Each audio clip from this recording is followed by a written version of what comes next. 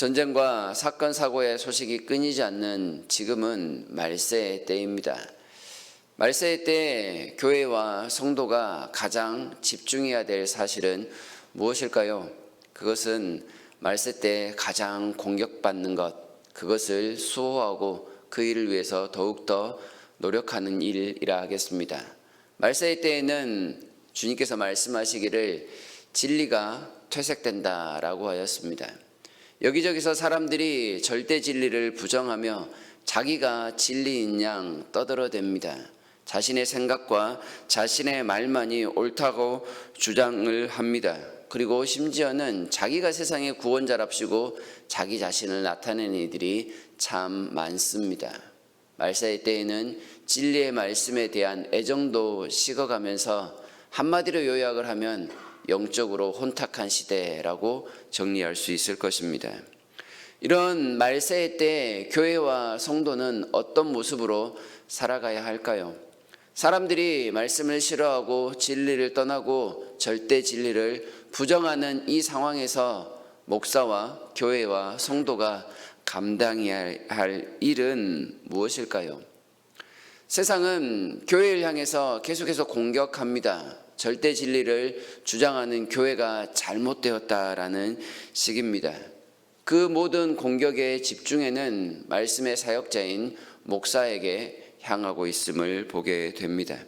어떻게 해서든지 목사들이 하나님의 말씀, 곧 진리의 말씀에 집중하지 못하게 만듭니다. 여러 가지 틈을 노려서 개인 사역자들을 공격하거나 혹은 경건해 보이는 이야기, 감동적인 이야기들을 통해 하나님의 말씀을 대체하도록 사람들의 인기를 조장하는 그런 모습들을 보입니다. 자꾸만 교회가 하나님의 말씀을 가르치지 않고 사람들에게 듣기 좋은 소식에 집중하게 되면 어떤 일들이 있겠습니까? 교회가 당연히 하나님과 멀어지는 그런 일들이 나타날 것입니다. 이러한 세상과 사회의 공격에 집중적으로 그 전면에 나서 있는 사람이 바로 디모데라고 할 수 있을 것입니다. 에베소 교회를 목회하고 있었던 디모데 목사가 이런 진리의 말씀을 수호해야 될 책임이 있고 공격의 중심에 있는 사람입니다. 이런 상황에서 바울은 디모데에게 오늘 본문을 통하여 권면의 말씀을 이어갑니다.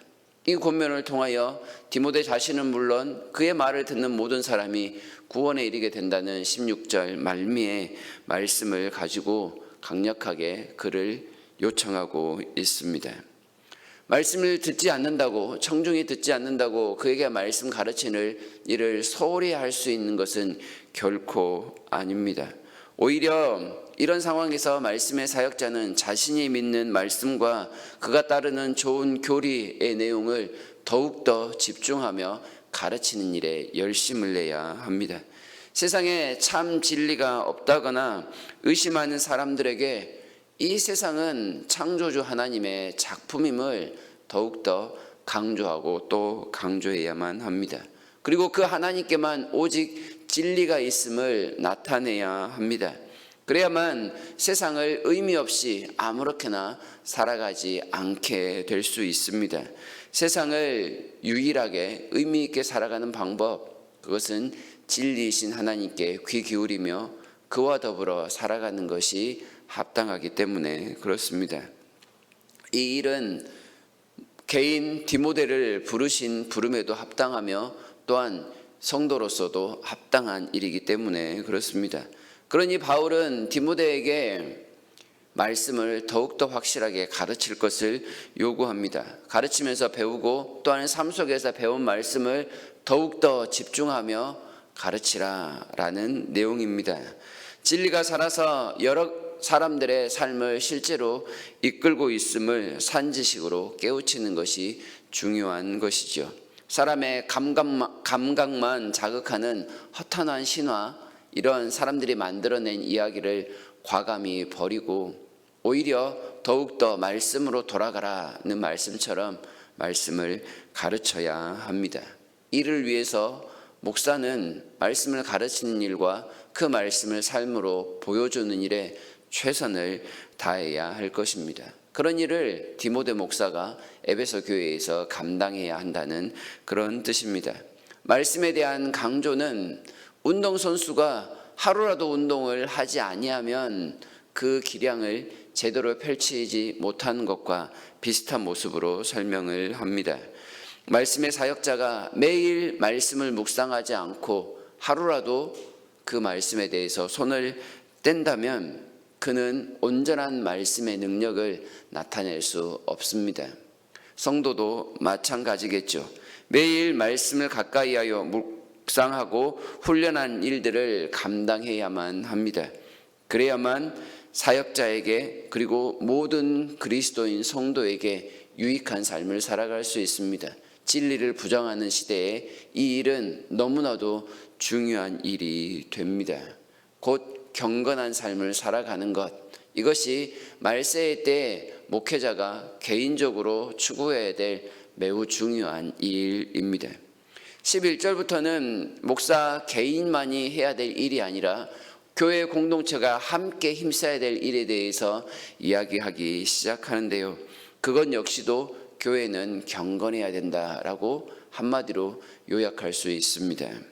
말씀의 권위에 순복하며 말씀의 사역자들의 가르침에 귀 기울인 일들, 교회 공동체가 노력해야 될 일들 중에 가장 중요한 일입니다. 사역자가 본을 보일 때 그 본을 따라 모든 회중이 함께 말씀의 열매를 맺는 일이 중요한 것이지요. 교회의 경건의 방해물 중 하나는 그런데 이 말씀의 사역자의 권위를 인정하지 않는 데 있습니다. 사역자가 디모데처럼 어리다거나 또한 자기보다 더 객관적으로 잘나지 못한 사람에게 그 권위를 인정하지 않고 무시하는 모습입니다.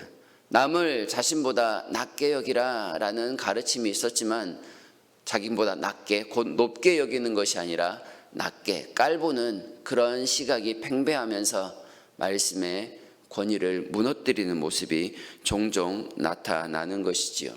우리 사회에도 그랬지만 이 바울이 에베소를 향해서 편지를 쓰고 있던 디모데에게 편지를 쓰고 있던 이때에도 그런 모습이 분명히 있었나 봅니다. 젊은 지도자를 지식과 학식과 경험에 있어서 선입견으로 깔보는 일들, 그것은 교회 공동체에게 해악이 될 뿐이라는 사실을 우리가 알아야 할 것입니다. 목사 디모데가 진리를 거스르는 세상을 향해서 오히려 더욱더 말씀을 가르치고 강조해야 했던 것처럼 그런 공격 앞에 함께 놓여있는 교회를 향해서도 더욱더 말씀을 가르치는 일에 창념해야 하는 것입니다. 교회가 신경 써야 될 일들이 매우 많지만 그 중에서도 가장 중요한 것은 가장 원칙적인 주의 말씀을 가르치고 그 말씀으로 더불어 살아가고 묵상하는 이 일이라는 것을 거듭 강조하고 있는 것입니다. 교회의 주인은 예수님이시니 예수님을 통하여 우리가 당면하고 있는 여러 가지 문제들에 대해서 해결책을 깨닫고 또한 그 해결책을 얻어 문제를 풀어나가는 일에 앞장설 것을 이야기하는 것입니다.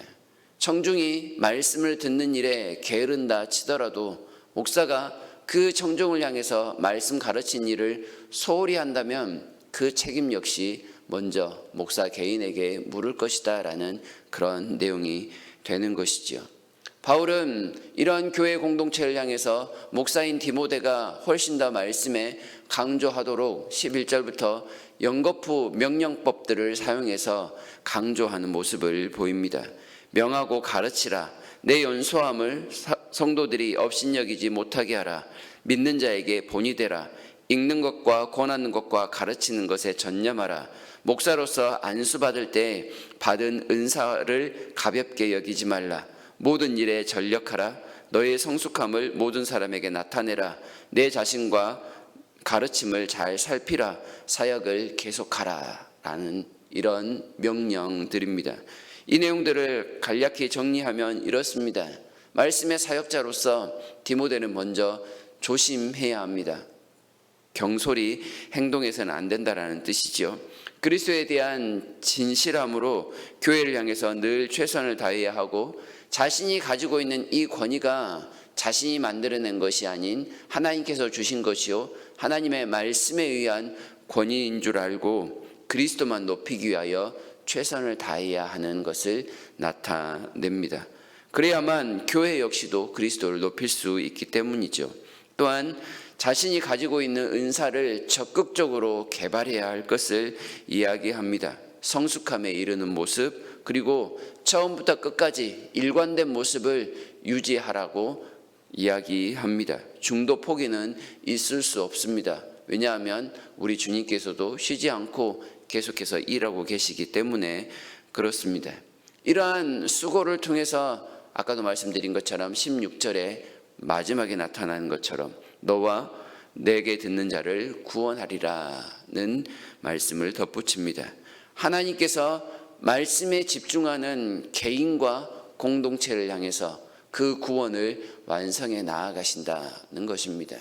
아무리 세상이 진리를 거스를지라도 교회는 더욱더 말씀에 집중하면 하나님의 구원의 능력이 교회 가운데 풍성히 나타나게 된다는 너무나도 당연한 말씀을 하고 계시는 것입니다.